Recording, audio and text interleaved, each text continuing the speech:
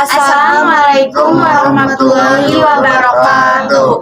Kami dari kelompok 6 ingin mempresentasikan tentang perkembangan ekonomi dan politik pada masa Orde Baru. Aksi Tritura, adanya tragedi berdarah gerakan 30 September G30S 1965 berimbas kepada munculnya sebuah aksi yang dikenal dengan aksi Tritura. Aksi Tritura dipelopori oleh mahasiswa yang berdalih bahwa pemerintah Orde Lama tidak tegas terhadap Partai Komunis Indonesia (PKI). Kemudian pada tanggal 12 Januari 1966 berbagai kesatuan aksi yang tergabung dalam Front Pancasila mendatangi gedung DPR GR untuk mengajukan tuntutan rakyat atau Tritura. Isi tuntutan tersebut yaitu 1. Pembubaran Partai Komunis Indonesia (PKI). 2. Pembersihan Kabinet Dwikora dari unsur-unsur PKI. 3. Penurunan harga-harga barang. 2. Surat Perintah 11 Maret. Adanya aksi Tritura membuat kondisi politik semakin tidak stabil. Untuk itu maka Surat Perintah 11 Maret Super Semar diterbitkan oleh Presiden Soekarno pada masa genting tersebut. Akhirnya Presiden Soekarno memutuskan untuk mengundurkan diri sebagai presiden. Tepat pada tanggal 11 Maret 1966 Soekarno mendatangani Super Semar, di mana isinya Soekarno menyerahkan mandatnya kepada Soeharto sebagai Presiden Republik Indonesia. 3. Dualisme kepemimpinan nasional. Memasuki tahun 1966 terlihat gejala krisis kepemimpinan nasional yang mengarah pada dualisme kepemimpinan. Di satu pihak Presiden Soekarno masih menjabat presiden, namun pamornya telah kian merosot. Sementara itu Soeharto mendapat Surat Perintah 11 Maret dari Presiden Soekarno. Kemudian pada tanggal 12 Maret 1967, Jenderal Soeharto dilantik menjadi pejabat Presiden Republik Indonesia oleh Ketua MPRS Jenderal Abdul Haris Nasution. Jenderal Soeharto dikukuhkan sebagai Presiden Republik Indonesia hingga terpilih presiden oleh MPR hasil pemilu. Pengukuhan itu mengakhiri dualisme kepemimpinan nasional dan dimulainya pemerintahan Orde Baru. Awal Orde Baru 1967 sampai 1968. Penetapan Soeharto sebagai pejabat presiden dan presiden kedua Republik Indonesia. Pada 22 Februari 1967, akhirnya Soeharto diangkat menjadi presiden kedua secara resmi melalui ketetapan MPRS dan sidang istimewa MPRS yang dilaksanakan pada tanggal 7 sampai 12 Maret 1967. Sidang MPRS membahas beberapa hal, antara lain menjadikan Super Semar sebagai TAP MPRS secara hukum, bertujuan agar Soeharto secara hukum mempunyai kedudukan yang sama dengan Soekarno, yaitu sebagai mandataris MPRS. Membatasi hak prerogatif Soekarno selaku presiden. Secara eksplisit dinyatakan bahwa gelar pemimpin besar revolusi tidak lagi mengandung kekuatan hukum.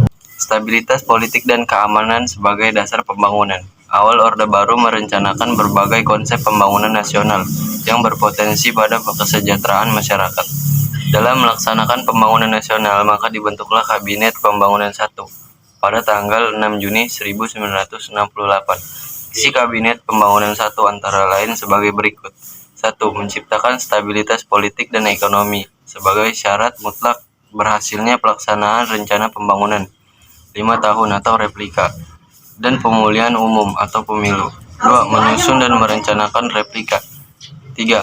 Melaksanakan pemilu selambat-lambatnya pada Juli 1971. 4. Mengembalikan ketertiban dan keamanan masyarakat dengan mengikis habis sisa-sisa G30 SPKI atau PKI, dan setiap bentuk rongrongan penyelenggaraan atau serta pengkhianatan terhadap Pancasila dan Undang-Undang 1945. 5. melanjutkan penyempurnaan dan pembersihan secara menyeluruh aparatur negara, baik di pusat maupun di daerah unsur-unsur komunisme. Kebijakan politik pada masa Orde Baru. Pemerintahan Orde Baru secara resmi masih menggunakan politik bebas aktif sebagai dasar untuk menjalankan politik luar negeri Indonesia. Sebagai wujud dari pelaksanaan politik luar negeri bebas dan aktif, pada masa Orde Baru melakukan langkah-langkah sebagai berikut. Yang pertama, ada pemulihan hubungan dengan Malaysia. Kedua, kembali menjadi anggota PBB. Yang terakhir yaitu ikut mempraksai pembuatan ASEAN. Masa Orde Baru 1966 sampai 1998. Kehidupan sosial pada masa Orde Baru. Pemerintahan Orde Baru berhasil mewujudkan stabilitas politik dan menciptakan suasana aman bagi masyarakat Indonesia. Perkembangan ekonomi pun berjalan dengan baik dan hasilnya dapat terlihat dengan nyata. Dua hal ini menjadi faktor pendorongan keberhasilan pemerintah Orde Baru dalam melaksanakan perbaikan kesejahteraan rakyat. Keberhasilan tersebut dapat dilihat dari penurunan angka kemiskinan, penurunan angka kematian bayi, dan peningkatan partisipasi pendidikan dasar. Program-program untuk perbaikan kesejahteraan rakyat yang dilaksanakan pada masa Orde Baru antara lain adalah sebagai berikut. Yang pertama, transmigrasi. Kedua, keluarga berencana atau KB, dan puskesmas dan posyandu. Perkembangan ekonomi pada masa Orde Baru. Pada awal masa Orde Baru, program ekonomi pemerintahan banyak tertuju pada upaya penyelamatan ekonomi nasional. Dalam melaksanakan program ekonomi pemerintahan, menetapkan kebijakan ekonomi jangka pendek dan jangka panjang. 1. Program jangka pendek dalam rangka penyelamatan ekonomi nasional diwujudkan dengan stabilisasi dan rehabilitasi ekonomi. Stabilisasi yang dimaksud adalah pengadilan inflasi agar harga kebutuhan pokok tidak naik dengan cepat. Sementara itu rehabilitasi adalah rehabilitasi fisik terhadap persana dan alat-alat produksi yang mengalami kerusakan. Program jangka panjang pemerintahan Orde Baru diwujudkan dengan cara pelaksanaan pembangunan selama 25 tahun. Pembunuhan tersebut dilakukan secara periodik 5 tahunan yang membuat program tersebut disebut sebagai pelita pembangunan 5 tahun. Fungsi ABRI berarti bahwa ABRI memiliki dua fungsi, yaitu 1. Fungsi sebagai pusat kekuatan militer yang melindungi segenap bangsa Indonesia. 2.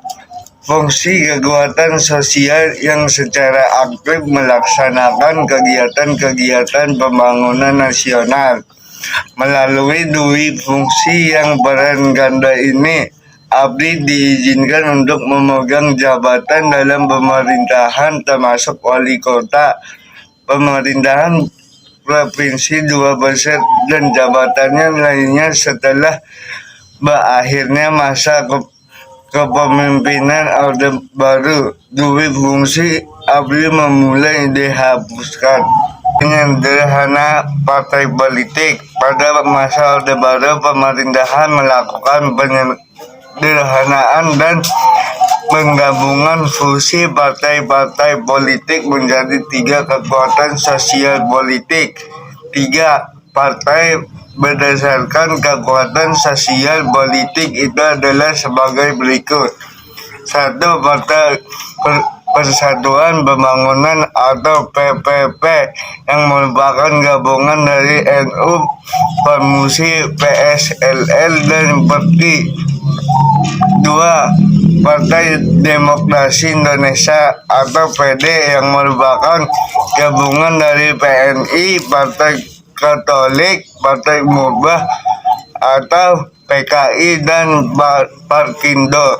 Golongan gaya Golkar adalah penggabungan partai-partai politik tersebut didasarkan persamaan program penyelenggaraan. Sekian dari kami, kurang lebihnya mohon maaf. Wassalamualaikum warahmatullahi wabarakatuh.